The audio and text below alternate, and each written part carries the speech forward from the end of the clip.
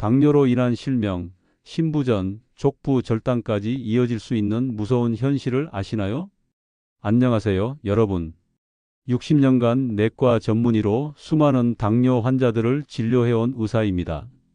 오늘 여러분께 전해드리고 싶은 이야기는 단순히 혈당 수치를 낮추는 것이 아닌 평생 건강한 삶을 유지할 수 있는 당뇨 예방 식단 관리법입니다.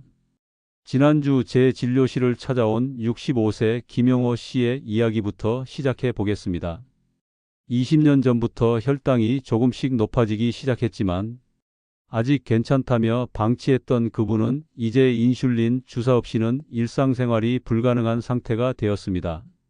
하지만 더 안타까운 것은 이 모든 상황이 충분히 예방 가능했다는 사실입니다.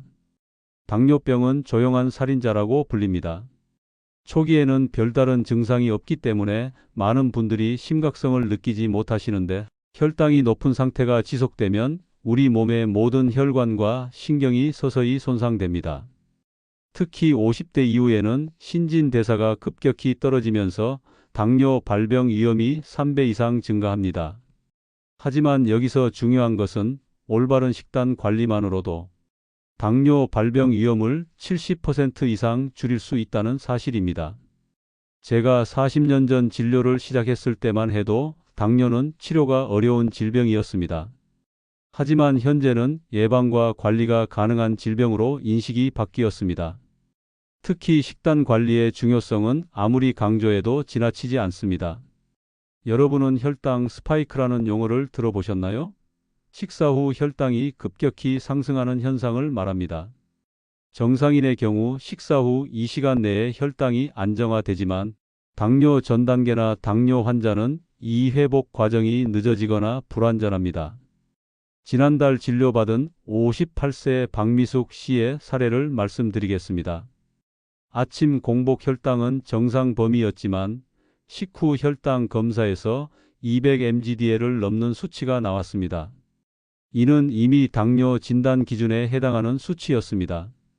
박 씨는 저는 단 것도 별로 안 먹는데 왜 당뇨가 생겼을까요? 라고 물었습니다. 하지만 자세히 식단을 분석해보니 흰 쌀밥, 국수, 떡 등 정제된 탄수화물 위주의 식사를 하고 계셨습니다.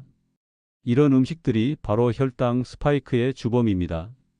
다행히 박 씨는 제가 제안한 식단 관리법을 3개월간 실천한 결과 식후 혈당이 140mg/dl 이하로 떨어졌고 당화혈색소도 정상 범위로 돌아왔습니다. 늦지 않았습니다. 지금이라도 시작하면 충분합니다. 당뇨 예방의 첫 번째 핵심은 탄수화물의 양보다 질입니다. 많은 분들이 탄수화물을 아예 끊어야 한다고 생각하시는데 이는 잘못된 접근입니다.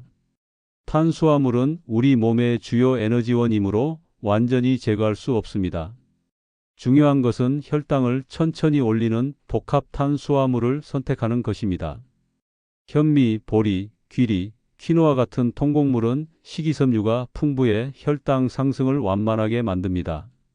제 환자 중 한 분인 62세 최정남 씨는 흰 쌀밥을 현미밥으로 바꾸고 식빵 대신 통밀빵을 드시기 시작했습니다. 단순한 변화처럼 보이지만 6개월 후 그분의 당화혈색소는 6.2%에서 5.8%로 떨어졌습니다. 또한 탄수화물을 드실 때는 반드시 단백질과 식이섬유를 함께 섭취하시기 바랍니다. 이렇게 하면 혈당 상승 속도를 늦출 수 있습니다. 예를 들어 현미밥을 드실 때 계란이나 두부, 그리고 충분한 채소와 함께 드시는 것입니다. 나이가 들면서 근육량이 감소하는 것은 자연스러운 현상입니다. 하지만 근육량 감소는 당뇨 발병 위험을 크게 높입니다. 근육은 우리 몸에서 가장 많은 포도당을 소비하는 조직이기 때문입니다.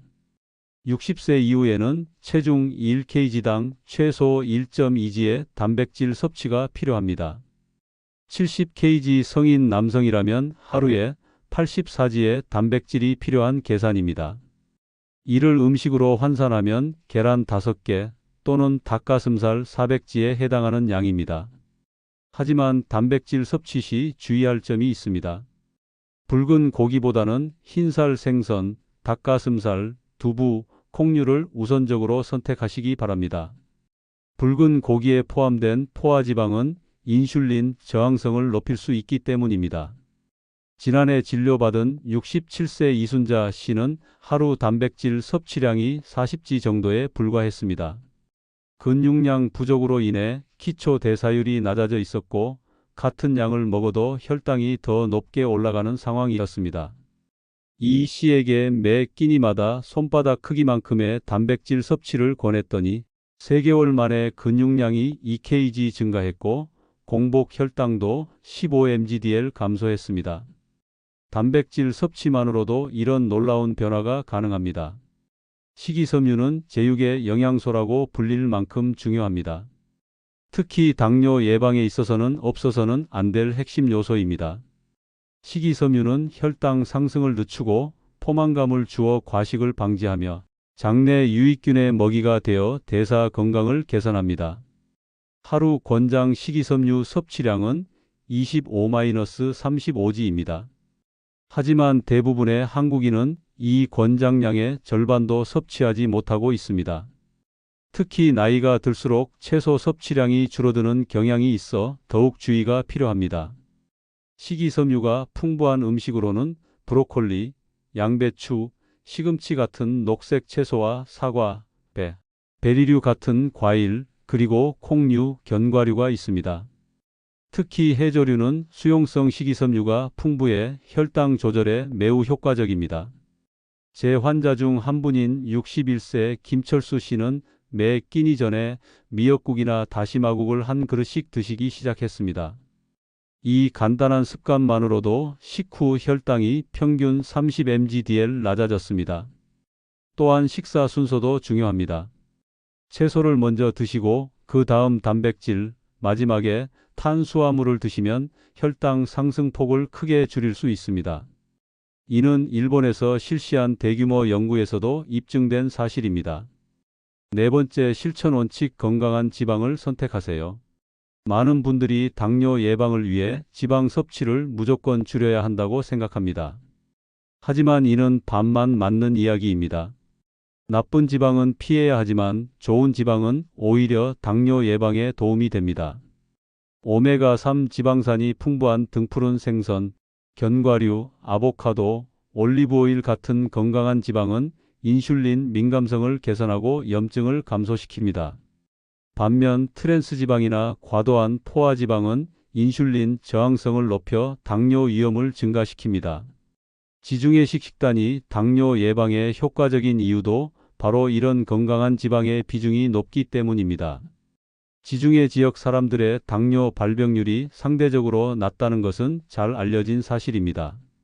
59세 정미경 씨는 제 조언에 따라 매일 호두 한 줌과 올리브오일로 만든 샐러드를 드시기 시작했습니다.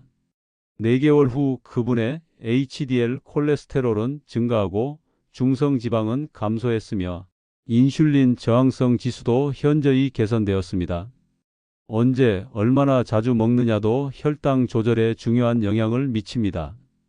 불규칙한 식사는 혈당 변동을 크게 만들고 한 번에 많이 먹는 것보다 소량씩 자주 먹는 것이 혈당 관리에 유리합니다. 이상적인 식사 패턴은 하루 3끼 정식과 2-3회의 간식입니다.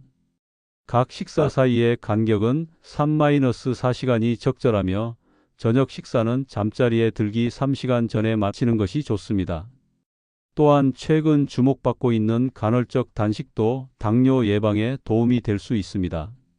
16시간 금식 후 8시간 동안 식사하는 168 방법이 가장 실천하기 쉽습니다. 예를 들어 저녁 8시에 식사를 마치고 다음 날 낮 12시에 첫 식사를 하는 것입니다.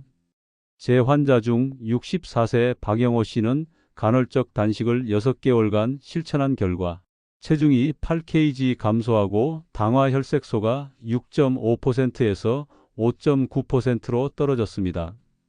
하지만 간헐적 단식은 개인의 건강 상태에 따라 적용해야 하므로 전문의와 상담 후 시행하시기 바랍니다. 충분한 수분 섭취도 혈당 조절에 도움이 됩니다.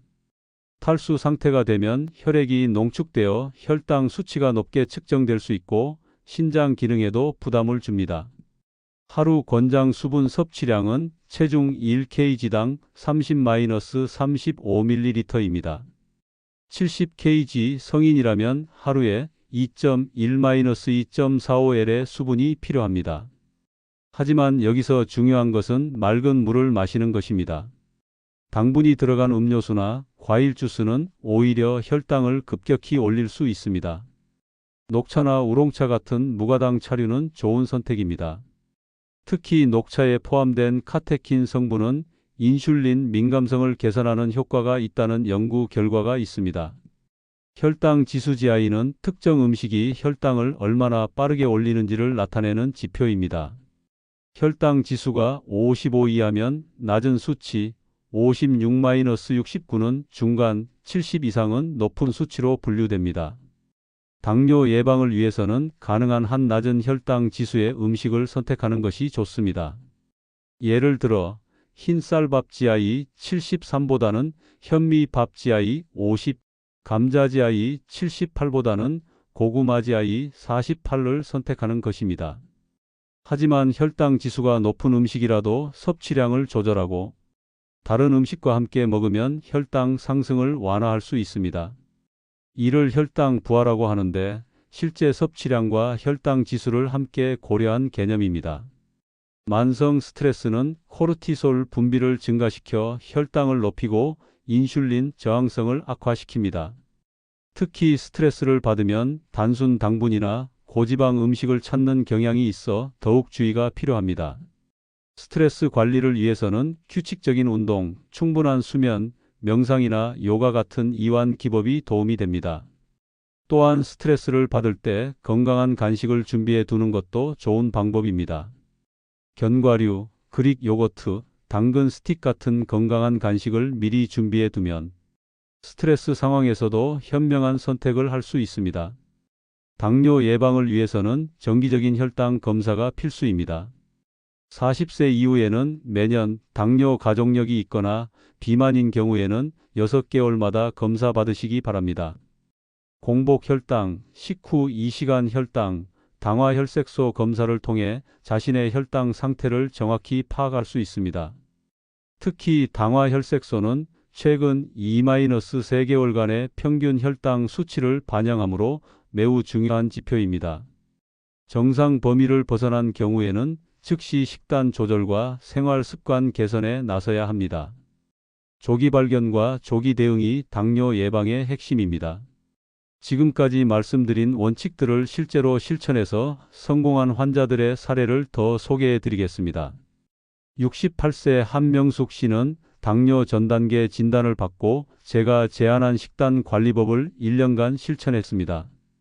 현미밥 위주의 식사, 몇 끼 충분한 채소 섭취, 견과류 간식, 규칙적인 식사 시간을 지킨 결과 당화 혈색소가 6.1%에서 5.4%로 떨어져 정상 범위로 돌아왔습니다.